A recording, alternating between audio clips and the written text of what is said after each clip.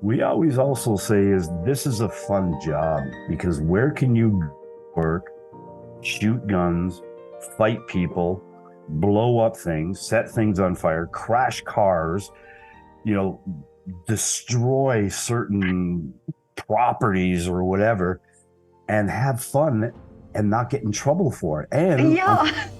on top of it, they're paying us to do this. And it's like, wow, this is a great job.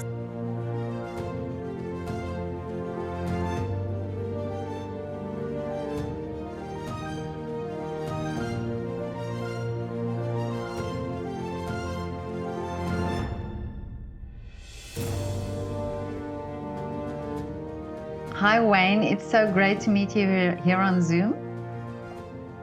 Hi, Petra. Nice to meet you as well. I'm very happy that you reached out to me and we can have this time to chat and have some fun at the same time. Yeah, you're the first stuntman I'm talking to. Oh, wow. What made Yeah. you lean that way to go towards a stunt person or a stunt professional or whatever I you want to just call think us? I think it's part of the whole art industry, and I think it's I mean, I've been reading a little bit about it, and I see also, fighting in a scene or something is a choreographed thing. It's not just it's almost like a dance. It's and Correct. that I found many little things that I think, okay, so this is part of the creative of the film industry, of even on stage, where that's part of. But I read you are an actor as well. I do some acting. I prefer not to at times, but when they ask me, I just did a small little acting role on a movie we just finished. Well, I've got one more day tomorrow, called Gentle Barbarians, and it's based upon a man's journey getting involved in mixed martial arts and having fights and having personal trauma and so on and so forth.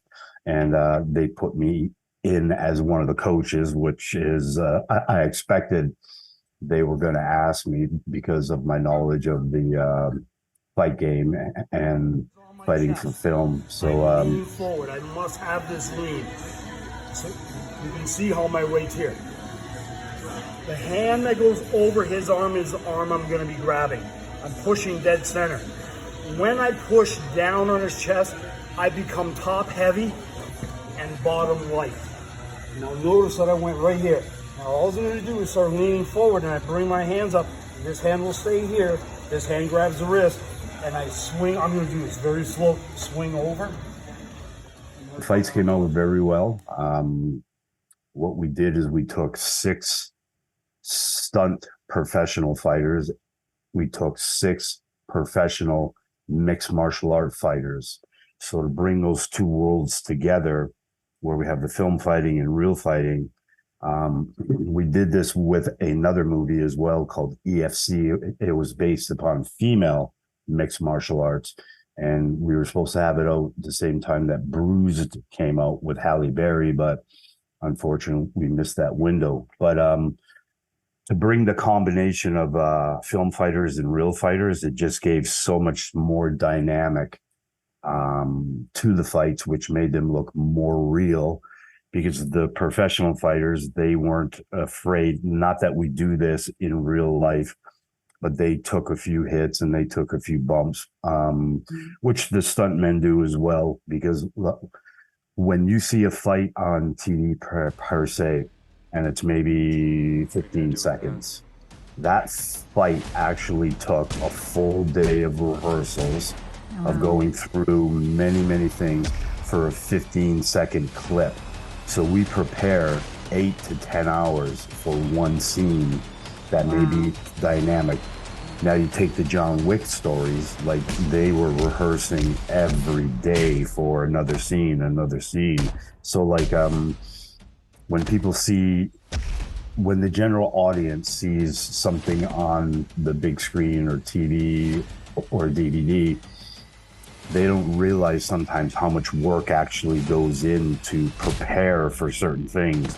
We have another show coming up that I start in a couple weeks called Sweetness, and we have a lot of car stunts. So like we have many days of rehearsal, and we have this one gag that we're, I don't want to use the word experimenting. We've done our homework, we've done our research. We have a young girl stepping around the corner, swinging a baseball bat and hitting her stepmother directly in the face. And now the stunt person has to launch themselves over, down on the stairs, and do a tumble and a crash. So we're really taking our time to prepare for this one, make sure it's all safe, all people walk away unscathed. We're going to have a rehearsal. I also brought up another suggestion for a third camera. We're going to shoot from the top, but we're also going to shoot from the bottom. I want to put a camera right on the stairs. So as the stunt person comes over, we catch their head, we catch their shoulders, and we catch their feet. And if the person doing the editing can tie these all together, Oh, yeah. I think it's going to be a first for us, because I've done a lot of research on stair falls, done a lot of stair falls myself as well. And I haven't seen one the way that we're trying to create ourselves. So I'm kind of hoping it's a first for me and for the director. So last week we brought the talent out last Friday. All the producers came, the director came. This big troop comes walking towards the gym and walking towards me. And I'm like, who are all these people? I thought I was just training the actors today. No. But they all wanted to come out and see what we were doing. These are young people under the age of 18. So now the level of safety has to go up for me 100%, because when we deal with youths or persons under the age of 18, there's a whole new set of rules. But the young actress, I was so surprised how talented she is, and she gave it. And I was like, okay, maybe we can let you do what we call actor action. A lot of actors say they do stunts, but there's a fine line to stunts. And a stunt is doing action that puts, we don't like to use the word put at risk, but it's a risk factor. Oh, yeah. And so fighting for most stunt coordinators is just something that a stunt professional should have, those skills. 80% of our work is basically fighting, falling down, or being pushed into something, or tripping. The extra 20% is your specialized, where now we get into the word stunts: fire burns, car crashes, stair falls, going through plate glass windows, being squibbed, being set on fire. Wow. These are all specialized stunts of that 20%. A lot of the car gags fall into that 20% as well. But now you mentioned before about the camera angles, and that you suggested different camera angles. So so you have so many things to consider, really, because when you do the stunt, you have to make sure that the people who are filming are actually filming at the right time, at the right angle. So you in that sense, it must be also a creative thinking in to get the angle right, or to get the shot right, or that the effect that you want with that stunt. You are 100% correct. And this director that I'm currently working with doesn't have a lot of time or skill set working with stunts or action. So we had a nice meeting. She's very, very, she's just a wonderful person. And she's giving me full creative design for certain stunts. So it's nice when we go in and have that creative aspect as well, or freedom. And but there are some directors who are very, very good at action that They are very specific. This is what they want. This is what we need to give them. Yes, we do offer up camera angles, especially if that person's not having a lot of skill shooting action. So it's nice when we get these projects that we have more say, more hands-on. In stunts, it's always hands-on. We're working with each department because each department head somehow has to circle back to stunts all the time, be it the art department, props, hair and makeup, wardrobe. Yeah. So like we give them as much help and advice, and we really look at the teamwork concept, because when you're working with a crew of 100 to 100 people, a lot of people can get lost in the shuffle and lost in the sea of the emails. So like organizational skills, staying on top of things, we as stunt coordinators or fight choreographers, we like to stay at least 3 steps ahead of production. I'm trying to figure out what they're going to do with the skill sets we have. We read the scripts, we read the bookables, we read the one-liners, but like I'm trying to get into the director's mind to watch what they're doing, see what the next shot is, because stunts, we have a saying in stunts, stunts waits for production, production does not wait for stunts. Time is money, and if we're standing around because we didn't prepare properly or have the right equipment, that's money, and someone's probably going to get fired or never get hired again. So not just the creative side of the movie world, there's so much responsibility. You have people's lives and health in your hands, their well-being. We have to look at every detail, and we take pride in that. Right now, my record is squeaky clean. I've had no one get hurt, no one get injured. I've never been fired from a set. So Amazing. we must be doing something right. Yeah.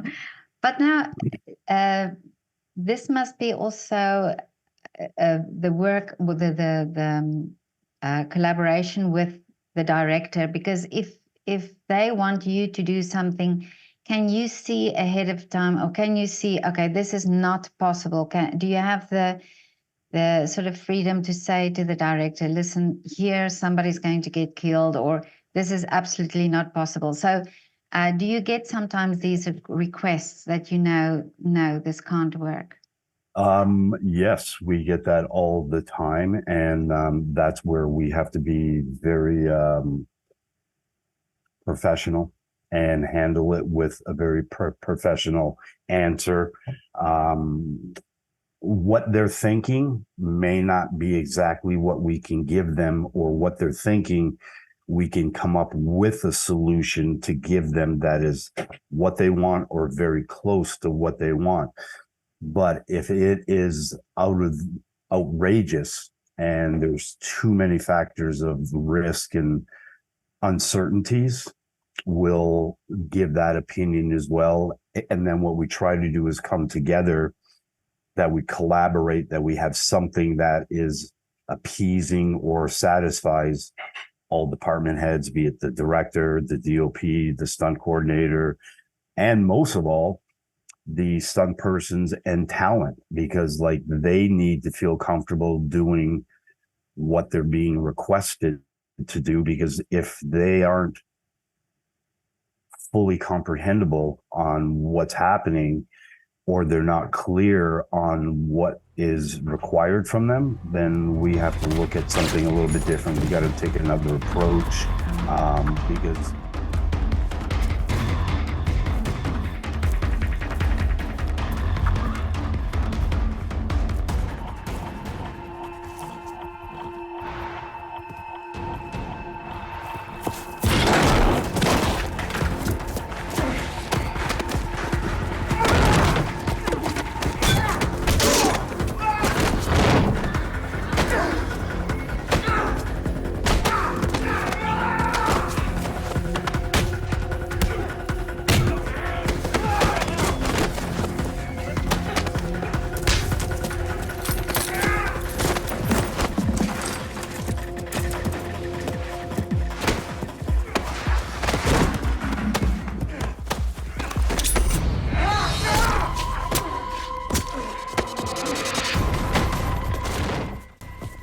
at the end of the day, we all want to go home to our families and our, safety.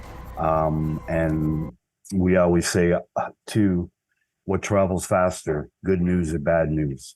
Bad news travels so fast. You could do a wonderful job.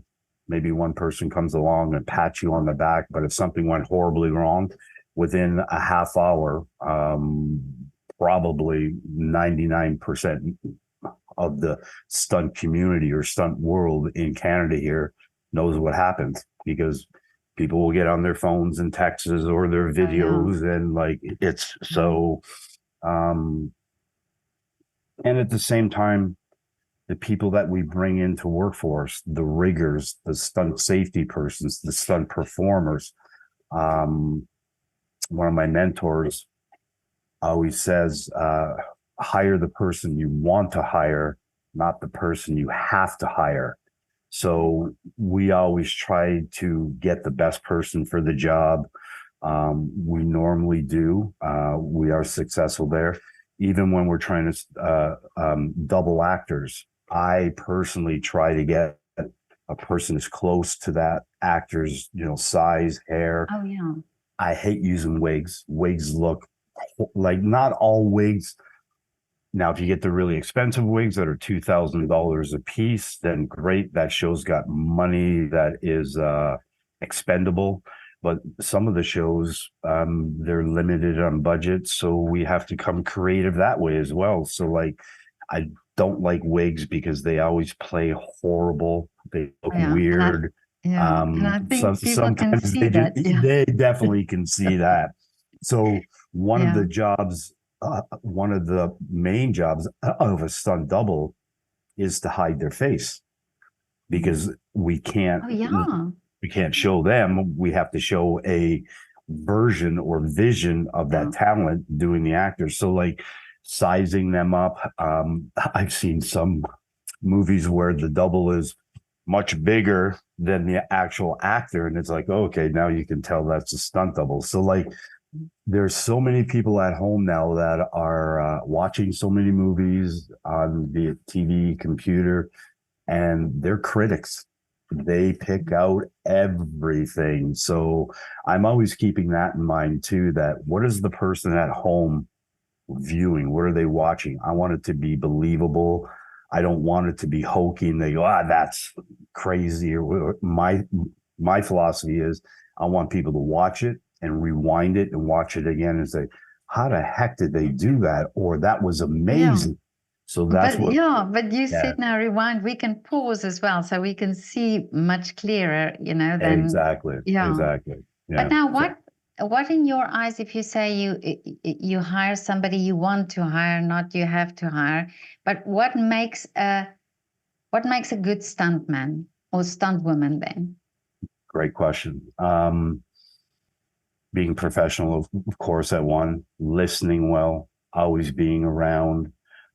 We have downtime, and between shots, stunts always is waiting for our moment. We're always waiting because they have, dialogue or certain scenes they're shooting, and then the stunts come in.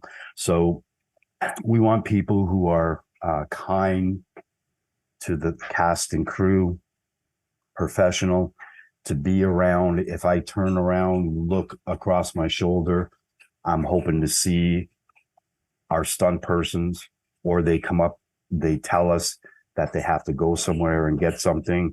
We're always communicating with one another, because the last thing we want is them say, okay, we're ready for stunts, and now I'm looking around for my people. That's not cool.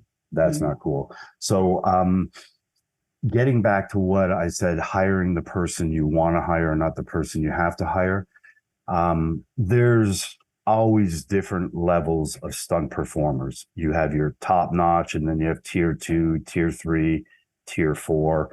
Tier 4 is people getting into the industry who are learning, but we don't teach people on set. We don't have time for that. Our training comes outside of work. So meaning going to the gym, going to martial arts studios, going to rock climbing, riding motorcycles, riding bicycles, going to the gymnastics studio. We look at people who are well-rounded. Physically fit is something for me that I've had a couple of producers say to wardrobe people, be prepared. Wayne hires fit people. And because sometimes the wardrobe girls don't see a lot of fit persons come in. You have different shapes and different sizes. And when we were in Nova Scotia on Trailer Park Boys, most of the cast is bigger and rounder, and they've got bellies and so on and so forth. So when we went up there and we started doubling these people, the wardrobe girls were like, we got to take all these clothes in. You guys are too small. You're too fit. You're too skinny. And it's like, oh, okay, is that a good thing or is that a bad thing? Yeah, but sometimes we're forced to hire people that we've never hired before. So we don't know their skill set. I try to ask the persons for a video or videos of them prior to me giving them the job or hiring them. I want to see what we're working with. I want to have a conversation with the person on the phone. I want to see them, want to hear their mindset, want to see how they just talk, how they just approach themselves. I don't want a person who's loud, obnoxious, because now it takes away from me focusing on my job, that now I have to go tell this person maybe be quiet, settle down on set. So like there's so much to go. We were just approached by one of the film schools. I believe it's the Toronto Film School, right downtown Toronto. I did a short movie for them. They needed somebody with skills because we were doing a small fall. I think it was a 10, 15 foot fall. But I particularly noticed a lot of the students doing things that aren't acceptable on set. What they learn in school and what actually happens on set are two different worlds. They're totally different. Theory in school and practical on set, you got to find that balance, because if one overweighs the other. So like one little simple thing, when we bring safety mats in, someone's falling down, we take the mat, we open it nice and soft, we place it down on the ground. This particular individual brought the mat in for me and dropped it on the ground. Now it's a cement floor, so all the dust now from him dropping the mat is coming up, and all the dust is possibly going to go on the camera lens or the other equipment. So now they got to take time. Again, it's time to wipe down the lens to make sure, and then, tell that person, please don't do that again. So like, after that, there was a gentleman standing there with a suit and tie, and he just kept watching me. And I'm like, who is this guy? I finally asked one of the students, who is that guy over there? He's the dean of the school. And I'm like, oh, I always there on my best behavior, but I thought, okay, I'm going to keep my eye on this guy for a bit. So at the end of the day, he come up to me and he goes, you were very helpful. You were teaching them things that we don't teach in class.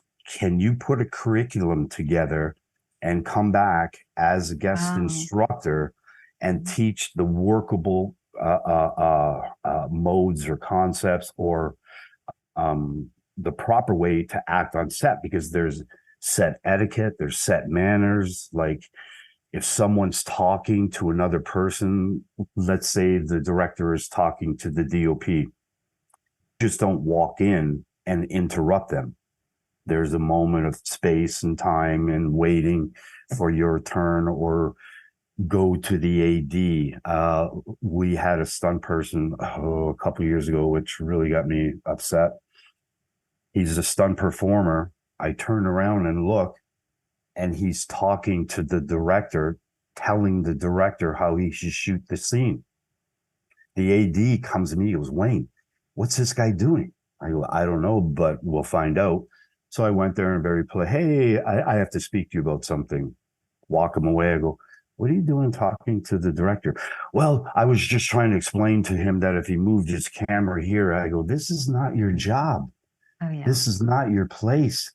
You're a stunt performer. Please stay within those guidelines of your job description.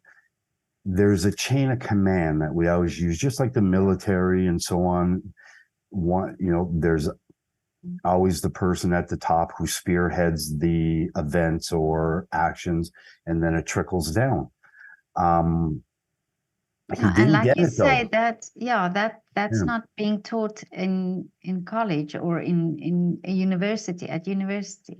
Exactly. And that's what they That's want us to do, practice, is yeah. now go in and teach them the protocols and set etiquette, which is, I don't mind doing it, but that's a big curriculum to put together. I did start doing it, but then I got busy and I haven't got back to it for a couple months now. So like, hopefully it all works out, because like, when these new people come from university and college, they're hoping that someone takes them under their wing, and we all need a mentor in this business. I have a wonderful mentor, Jamie Jones. Even when I think I know everything that I need to know about a stunt, I will call him for conversation. I'll run it by, and every freaking time he's got a little snippet that I overlooked or didn't think. So like, there's a lot of people that won't go look for help. They think they know everything. Those are the most dangerous people, because if something goes wrong, you don't have a backup plan. So we always need a backup plan. But like, I don't want anybody getting hurt. I don't want an injury. I don't want that. So like, there's nights before a big stunt where I won't sleep because my mind is just going over things and over things. And I know we've gone over it. We've done a rehearsal. We have everything wired tight.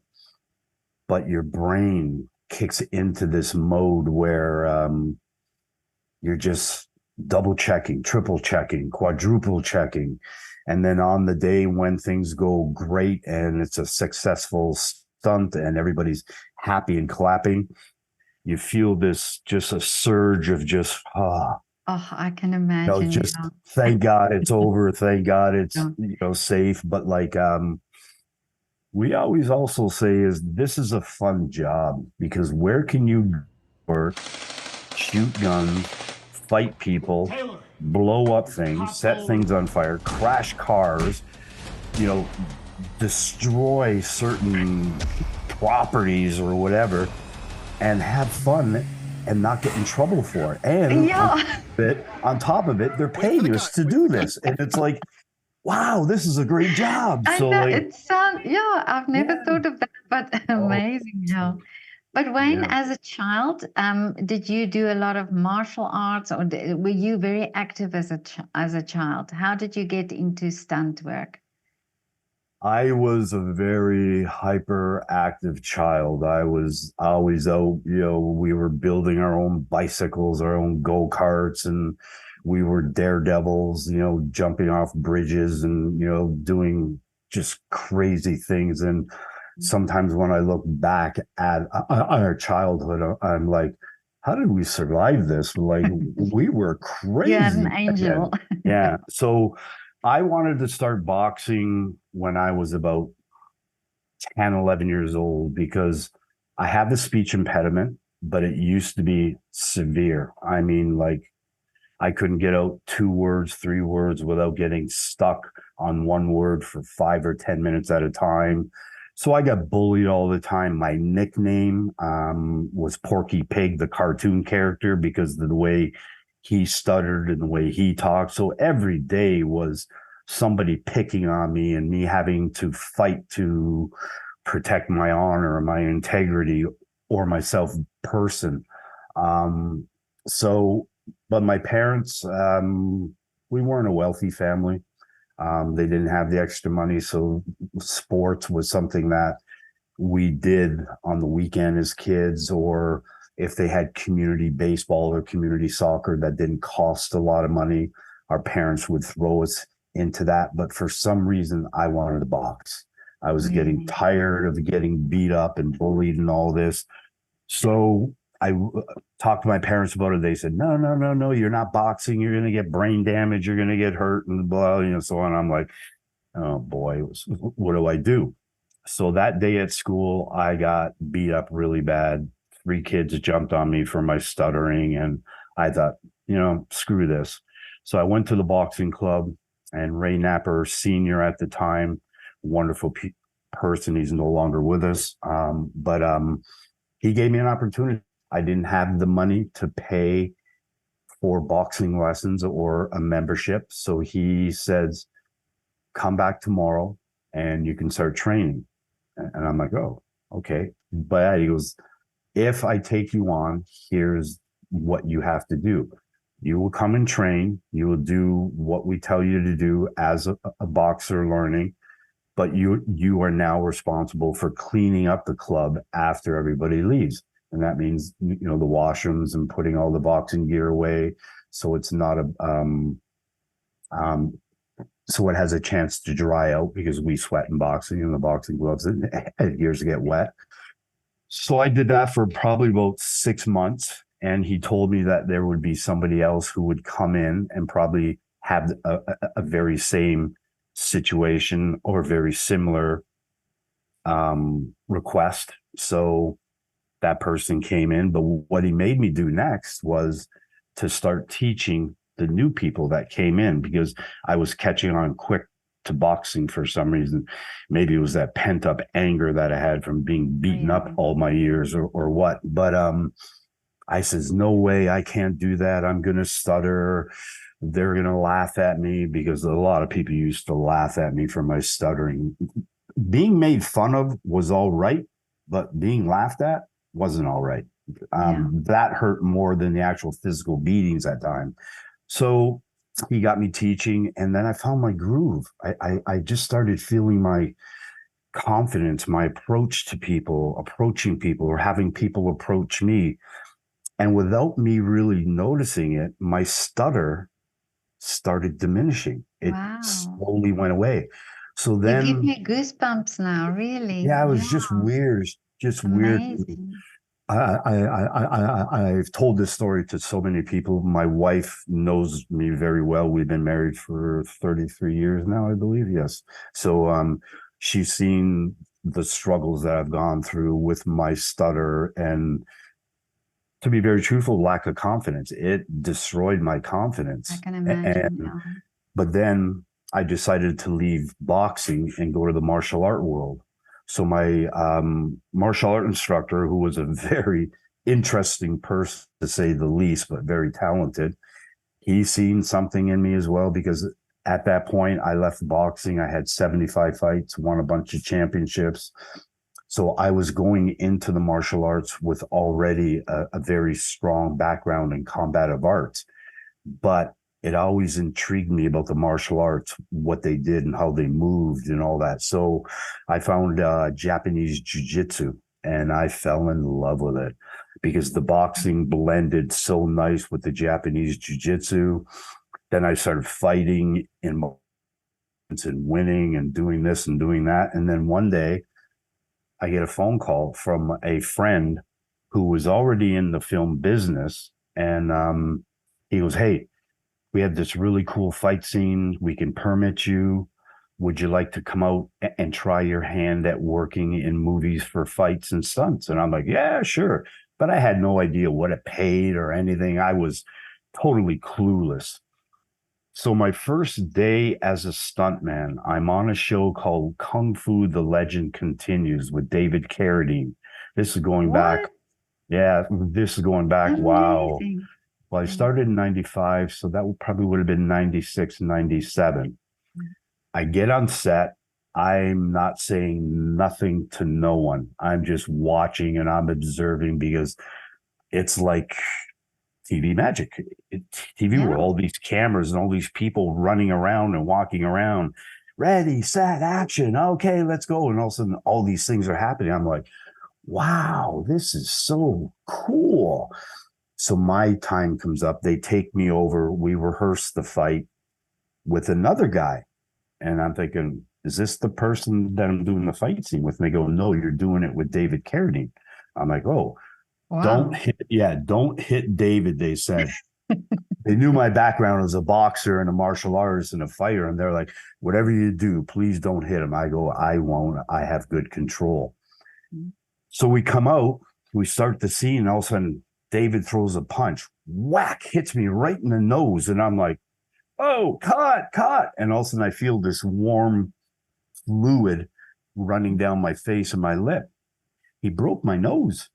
It was a little bit of a break. It just enough to make it bleed. And I'm like, what? I'm thinking, I thought stunt fighting was not real. I didn't think you guys hit people. Do you hit people on set? They go, no, that was a total accident. We're going to take care of you, and so on and so forth. And wow. It was great. David come up to me. He was very apologetic. He wanted me to go out for dinner with him after the fact and take me around, but I was too shy. I didn't know what to expect or whatever. So I politely refused. But every time that I'd seen him, he used to come up and apologize again for punching me in the face. But a big hug and saying, hey, if you need something, or come and talk to me. So that was my intro to but what a great intro. Sorry that you broke your nose, but wow.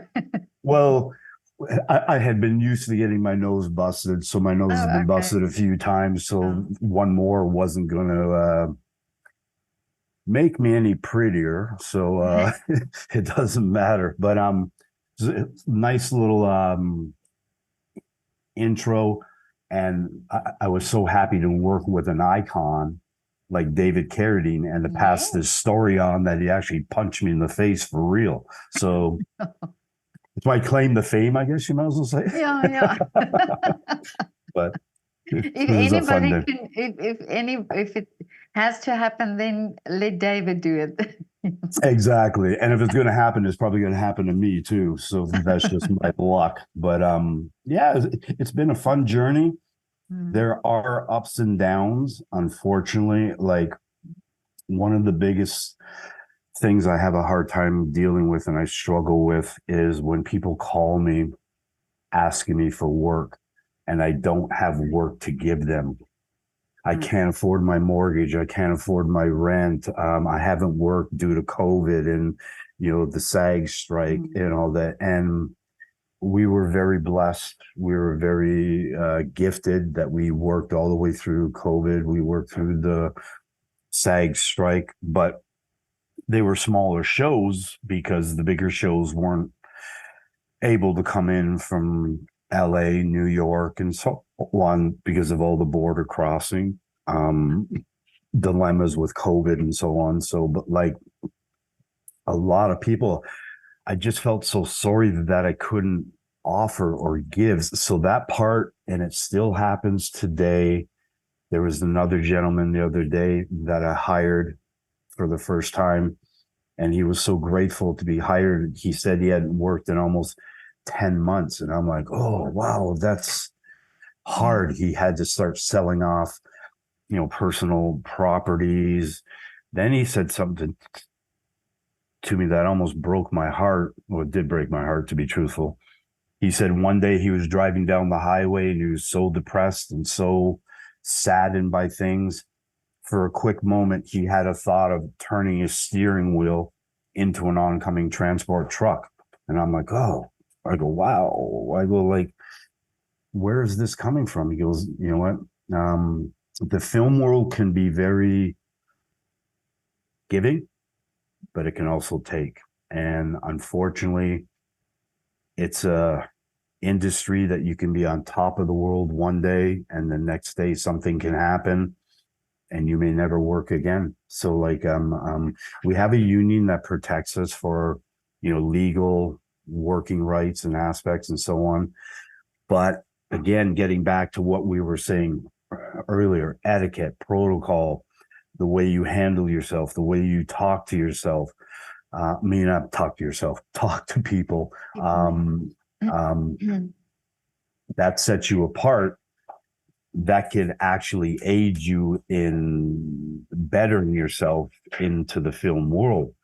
The people who come in very boisterous, very obnoxious, very cocky, sometimes their careers are short-lived because they don't want to listen to people. And this is a job where communication is very important.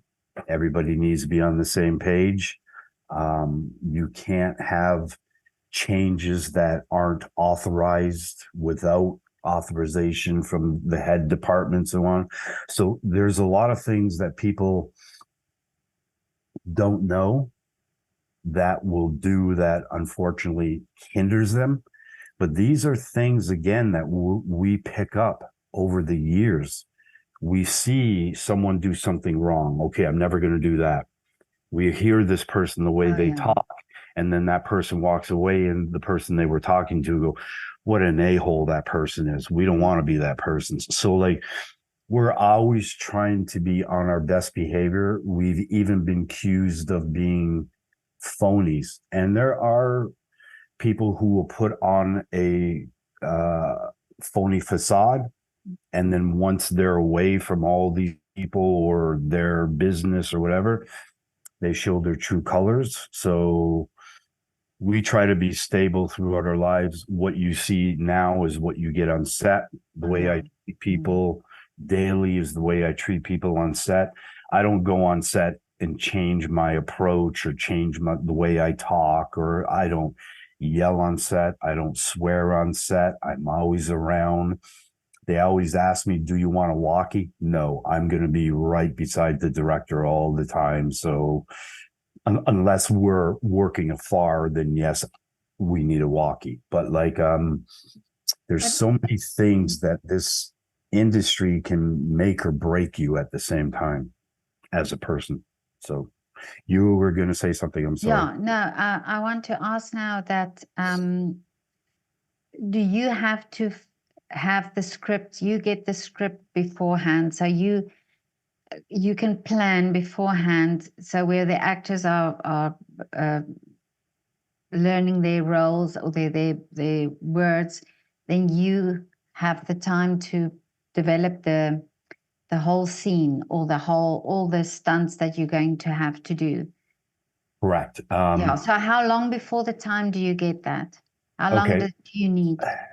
Usually when they start going into what we call prep mode, where they're hiring all the heads of departments, we get a phone call. Wayne, are you available? We have the show. They quickly break it down because the conversations with producers and line producers and production managers are sometimes very short because they're busy as busy can be, because now they're gearing up for a whole crew of 200. So they got to make all these calls. So they call, ask if you're available. They explain the storyline very quickly. And can I send you the script? Yes. So once we get the script, I read the entire script. I don't skim through it because I want to know what's happening at the start of the script, the middle of the script, the end of the script, and I want to know how the story ends. Because there's a bunch of details that are in between all of those little moments that I need to refer back to. Okay, what happened over here beside the tree has an effect of what happens over here by the car. Yeah. So they correlate together. So then I read the script, and what we do next is we prepare a stunt breakdown. And the stunt breakdown is my interpretation of all the action that is happening, who is needed for the day, from stunt doubles to the talent, to my riggers, to stunt safety, car guys, whoever's going to get hired, that's there in that scene. We also put what we call safety requirements. And beneath the breakdown of the actual action and stunts are all the safety requirements that I will provide or need or must have to make this stunt work. So we break down the stunt on what equipment we need, what persons we need. So we go through that scene by scene by scene by scene until the whole script is done.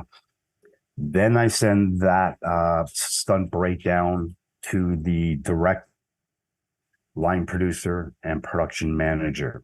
And then usually the first AD, who is the person who is right beside the director at all time, running the show, keeping things moving so that there's no downtime. And the first AD and the stunt coordinator always work very well hand in hand, because we're both, let's go. Yeah. Let's get this done. I can't have my guy hanging from a rafter for 20 minutes while you're making a decision on what camera Oh, angle yeah, you want. yeah. So let's bring my guy down. Let's bring him down. Let him rest. You guys talk about it. We'll hoist him back. So like all this stuff is going on, and changes happen in a heartbeat. You could have everything planned out. You've done your stunt breakdown. You've had your production meetings, but then on the day, it's just not working due to the lighting or the camera angle or the location itself. So one of the things we always try to do is request that we do our rehearsals in the actual working space that they're going to be shooting, because we don't want these little surprises. Yeah. Oh, nobody told me there was a wall there. Oh, yeah. How are we going to get through the wall now? So like, Mm. and then after the stunt breakdown, we do a production meeting that all heads of departments come together. We go through the stunt breakdown. We go through the entire script and scenes. We talk about it, and then they'll say to me, okay, Wayne, this is approved. Start hiring your people and give us a stunt breakdown, stunt budget. So now I have to go in, make a budget. The first budget is always a rough draft, because we always know that it's going to come back and they're going to say, wow, that's a little bit too much here, a little bit too much there. Okay. So like we have to adjust, and we know that. So it's not like we flip out and say, what are you talking about? Well, it's their show. They're asking me to do or telling me to do certain things, and I will do them with all things being proper and right. Getting back to where they said, you asked, do we have to take things away sometimes? Sometimes stunts are too big. They don't have the budget. Oh, I see. Or Yeah. sometimes they have a stunt written in that's so grand, and then they see the cost and they go, oh, that's a little bit more than what we expected. What can you do to give us a similar version, but cheaper? So now we already know that. So we always have a plan B. We also have a plan C, but I never want to go to plan C. I don't want to go to plan C. So if plan A fails, we got to back up right away. And that's usually the next solution that gets approved, or so on. And then once the budget's approved, then we start hiring all the people, sending in all the requirements to all the other heads of departments. And then we start getting into rehearsals, and then rehearsals lead to shoot days. And that's where the fun happens. Getting back to that creative thing, to see the process of hiring people, getting into rehearsals, developing and creating, and then bringing it back to set where it looks amazing, especially when you're standing behind the camera watching the monitor. And because we have to stand behind the monitors and watch while the stunt is going on, because my eyes need to see everything. Oh, yeah, of course. And Let's in the say, screen, it looks different. oh, Yeah. yeah, one little, you being off your mark 1 inch is a major thing. Because now when I throw that punch, instead of it making look like I connected, I have a big space. Cut. Let's do it again. Reposition the camera, reposition the stunt persons, whatever it takes to get that shot. But when you have, we have a couple big stunts with these cars, we don't have an option for a second take, because if we crash the cars don't start again, or production doesn't have a budget for, we normally ask for 2 vehicles. If one vehicle's getting crashed, we like to have a second vehicle of the same style, same year, because what if something happens to the primary vehicle that it won't start again or can't go? What do we do? So when we have not so much of a freedom of budget for action and crashing things or fire burns, whatever, we need to be on top of our job that it happens once. Hopefully it gets a one take wonder, we call it. That looks great.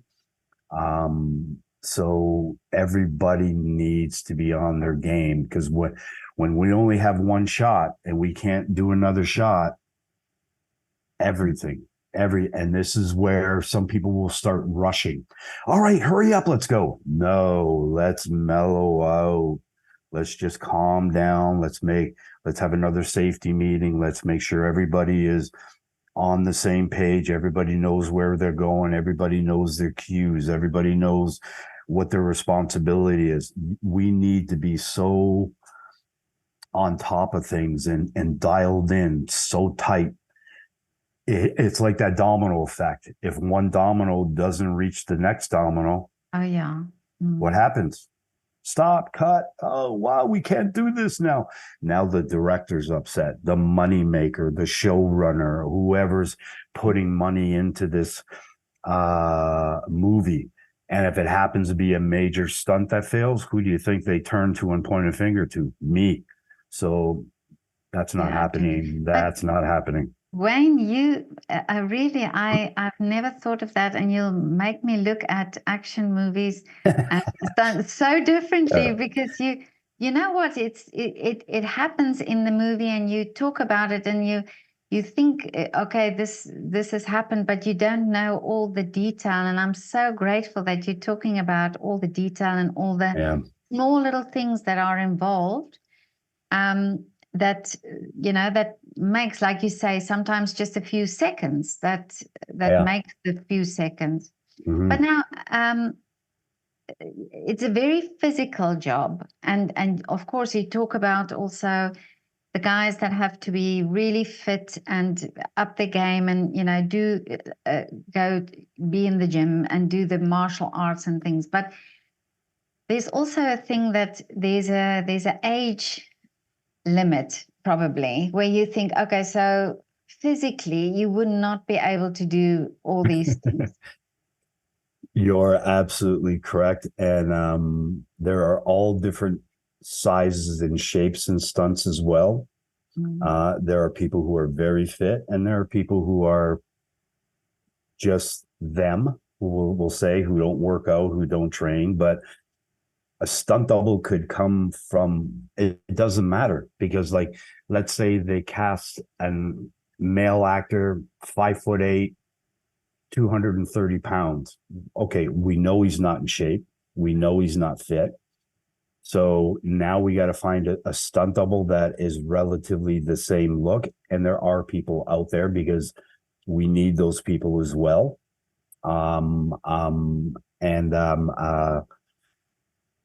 So again, sometimes hiring doubles is very tricky, very hard. Like, it's a hunt upon hunt, and which is fine, but like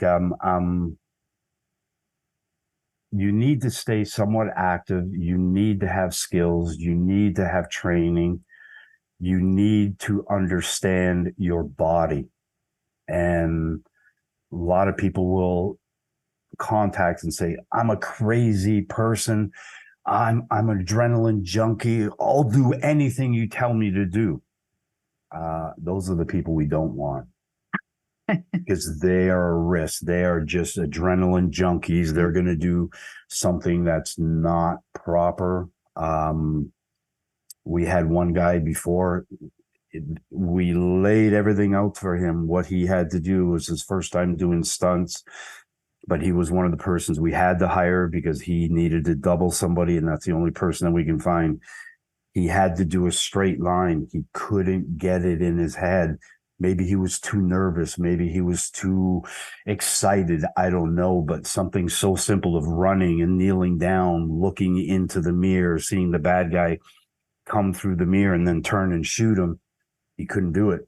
The director started getting very upset with us. So this is why, again, we want to hire people that we want to hire, not people that we need to hire. So, like, Yes, staying fit is an asset.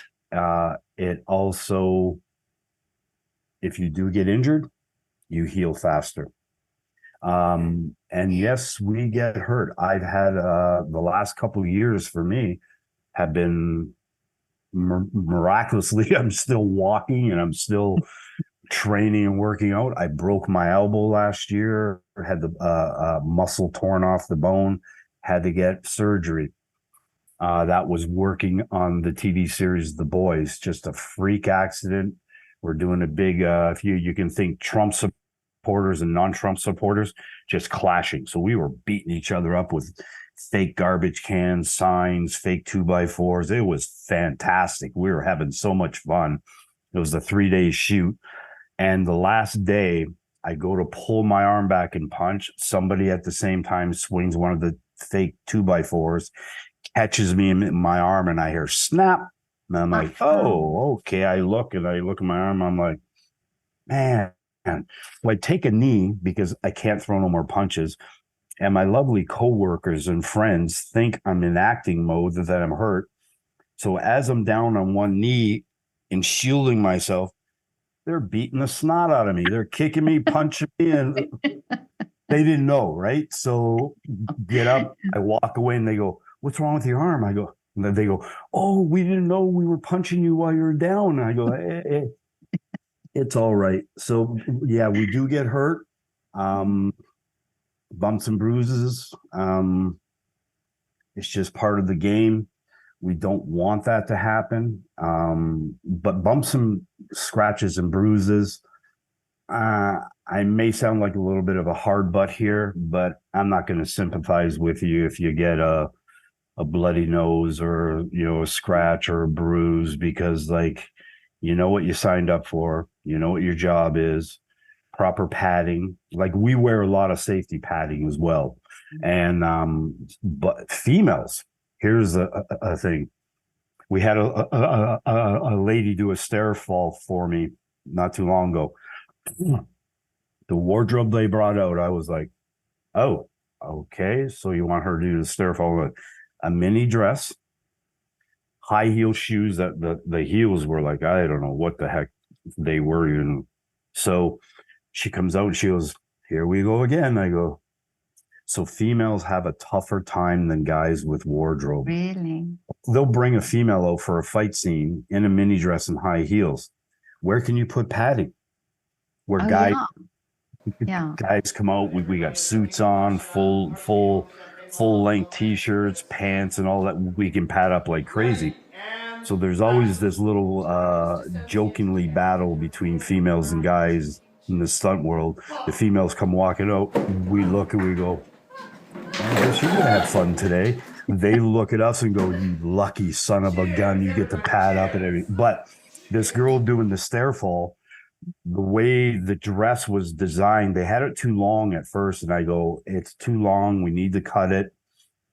And they basically argued with me for the start. We can't cut the dress, it's part of the wardrobe. I go, has it been established? No, this is the first time. Okay, no problem.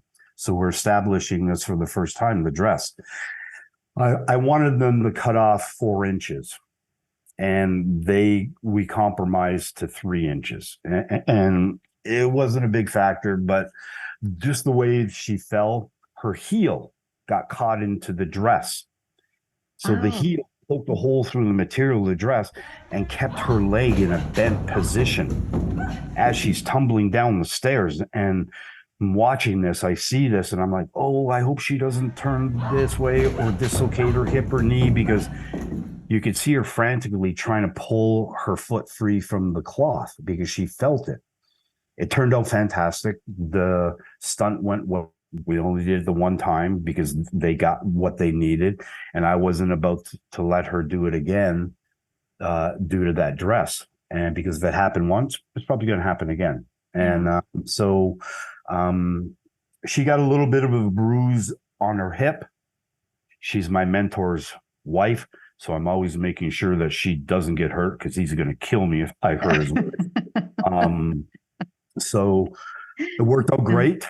But like some of the wardrobes unfortunate the females have to wear bikinis. A fight scene, a girl comes out in a bikini.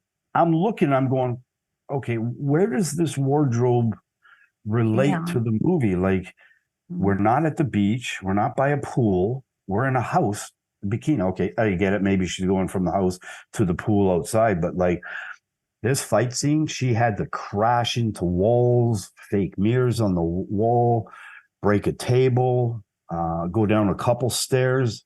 I'm thinking like, wow, these ladies are unfreaking believable. So the true stunt professionals, in my opinion, are the females, because the Wow. stuff they have to deal with sometimes is unfreaking believable, and they never complain. And that's what guys, not all of them, but there are a few guys who whine and complain. This doesn't fit right. This doesn't feel right. Wow, try wearing what she's wearing. Go over there and wear that for the day. See how you like that. So like, but for Yeah. most part, I love my job. I think the girls are going to love this. I think Yeah. the girls. Yeah. Well, we did post the video on LinkedIn, and I think that's where you and I Yeah. connected.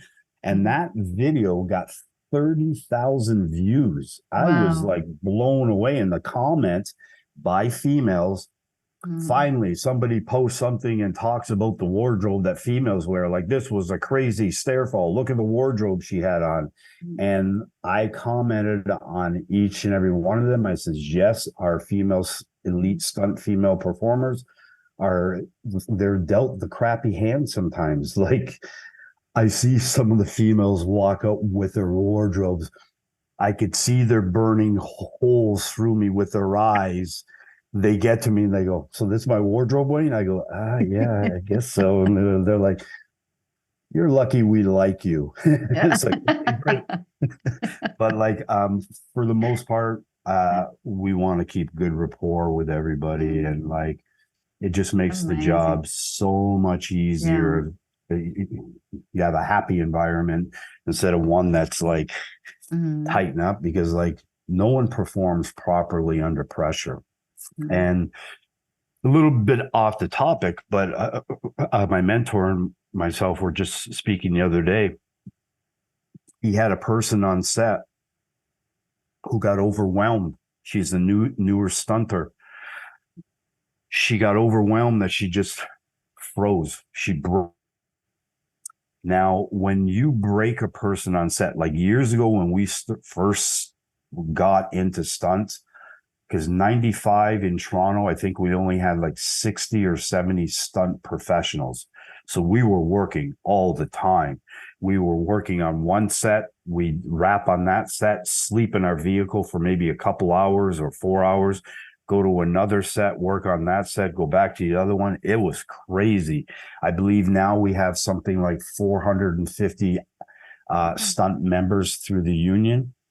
But back then, the old school cowboy coordinators, they were called cowboy coordinators. These guys were ruthless. And I mean, they would yell, swear, scream. If you did something not to their liking, they would be right up in your face.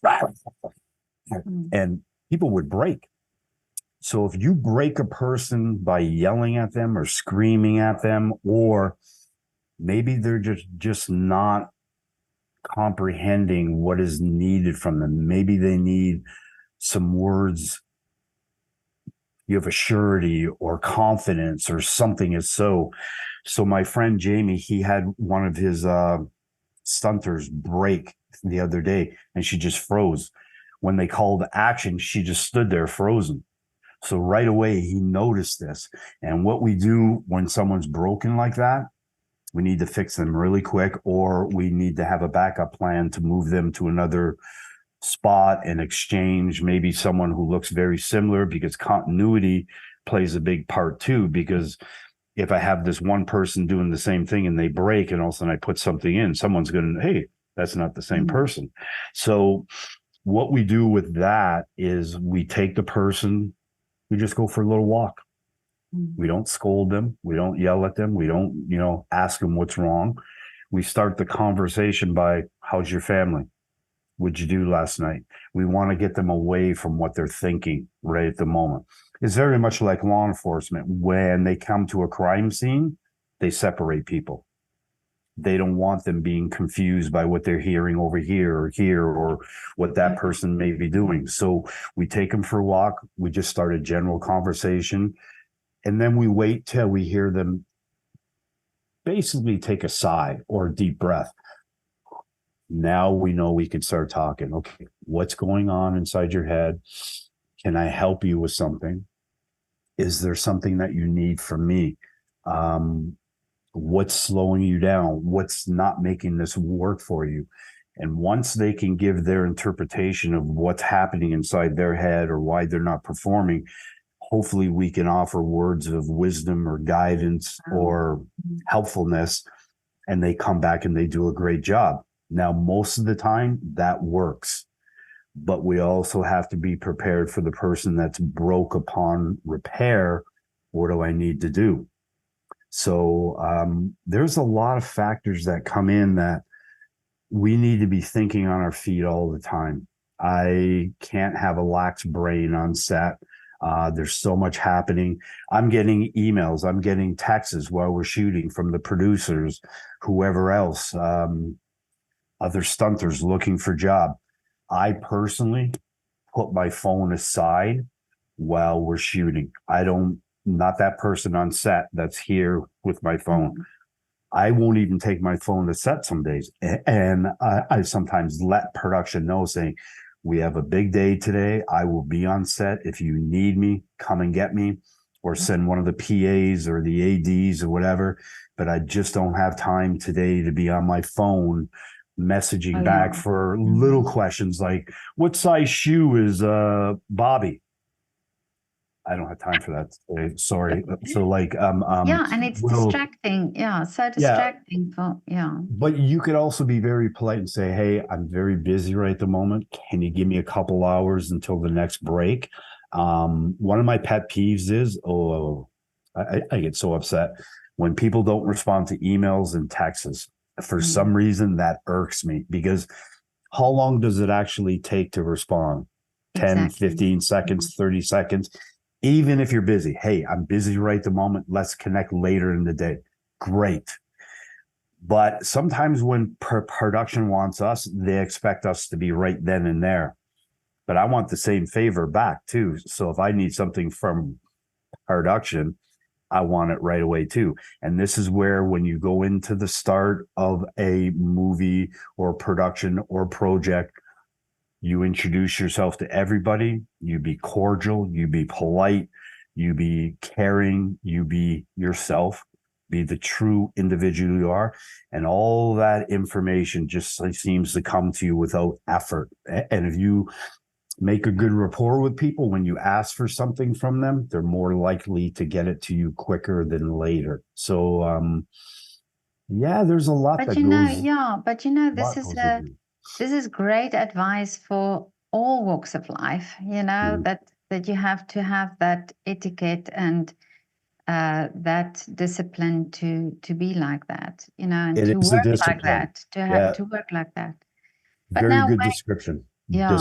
Discipline. Wayne, what still are the wishes for you for the future? What would you still like to do? That's funny you're asking about that, because I was just speaking about this the other day. I want to do an international movie. I want to go somewhere like Prague or Russia. Vienna. Come to Vienna. Yeah, somewhere to do a movie. So I just recently purchased this international weekly production list. And I had to pay for it, yes. But it gives me what's in pre-production across the world. So now I'm sending out my resumes to Europe, Italy, Greece the other day, which my wife is like, I hope you get the Greece one, because she's always wanted to go to Greece. So which would give us a good reason to go to Greece. But yes, would like to do an international movie. I've been lucky and did some really cool TV series and some good features. But the next journey in my life, I'd love to get an international project. And we had two of the guys from Toronto, Marco Bianco and Marco and Dave Zenville. They worked the last two Mission Impossible movies as the key riggers. Now, these guys from Toronto, they've designed and built their own accelerators, descenders. Like, these guys are engineers. So that was a big jump for Toronto Stunts to have two of our top coordinators and top riggers go to work with Tom Cruise for almost, I think it was close to 2 years, because they shot two Mission Impossibles back to back. But didn't they shoot here in Vienna? I think they shot. Yeah, they Yeah. traveled a few different locations. I know Marco and then went somewhere in Europe. I don't know where. I think it But was they're- Vienna. Yeah. If I'm not mistaken, my memory serves me right. I do remember hearing something or so, but they traveled all through the States and everything. And like, I was talking to Marco not too long ago, and he said one of the best experiences he's ever had in life. But he says the craziness on shows of that level, like when you're dealing with billion-dollar budgets, he goes, wow, the tension is like, you can feel it in the air some days. You can cut it with a knife, as they say. But they were very impressed with that's a high level production company. That would be fantastic to work on. The challenges, I'm sure you would have to bring every resource and every bit of knowledge that you and have someone on standby, like a mentor, to run questions by, because we can mull things over in our own head, which is great that we can figure things out. But I like conversing with people to bounce ideas back and forth, because that person may just say something so small that can turn into something so grand. So like, I don't mind having conversations, and it just gives you another perspective. It keeps you more honest. It keeps you more alert, keeps you hungry. So like, I'm always looking for the next big gag.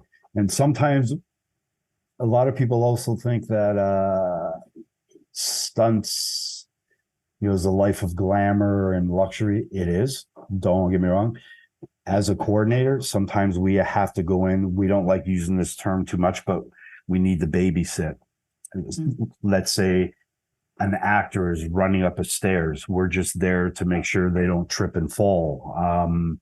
The actor is throwing a punch to another person. They never fall to the ground, but we have to be there for the safety aspect and making sure it looks good.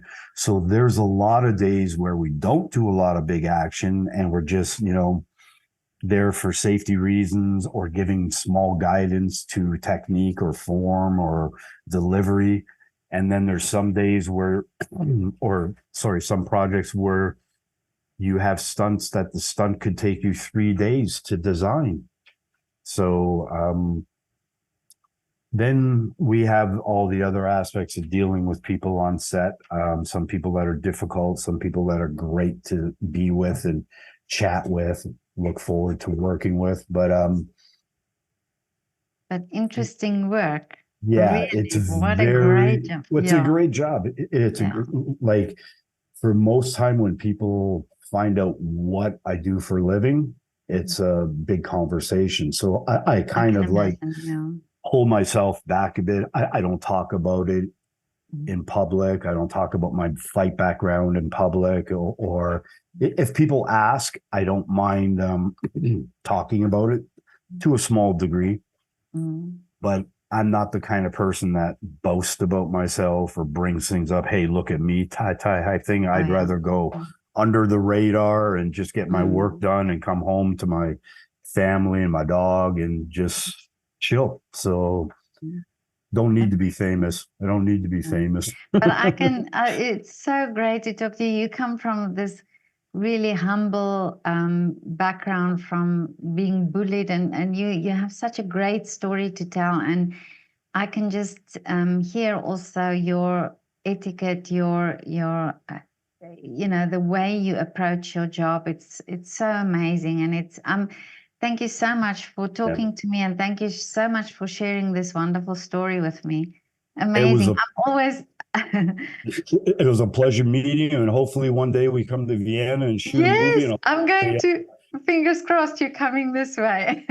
Well, if we do, we happen to get lucky and we come that way, I'll definitely reach out and get you a guest pass to come on set for the day I would or whatever. love that. Yeah, it'd be fun because like it's very I remember one of the first times my daughters came and watched me perform. No, yes. It was a show called Witchblade. I had to go off the mini trampoline. My daughters and my wife were sitting, we were in an old abandoned theater. So the sound traveled. My wife and my daughters came. I could hear my daughters going, "Don't do that to my dad." And I'm like, "Oh, okay, you got to keep quiet. We're shooting." So they just didn't know. They were very young. And then one time, so sweet. I think it was my youngest daughter or my oldest daughter, they were watching TV and they seen me get shot and killed on TV. So my wife had to actually call me to get a hold of me to let my daughter know that I was all right, that this was just a movie type thing. So like, it was weird to have those little stories or to see them. Then my youngest daughter, she expressed an interest in stunts at one time, so we brought her out a few times. And it's not for everybody. It's a job that is very demanding, feast or famine at times. And she decided she wanted to be a nurse instead. And I go, that's probably a better idea. Probably a safer idea as well. So, but it was fun. So yes, very nice meeting you.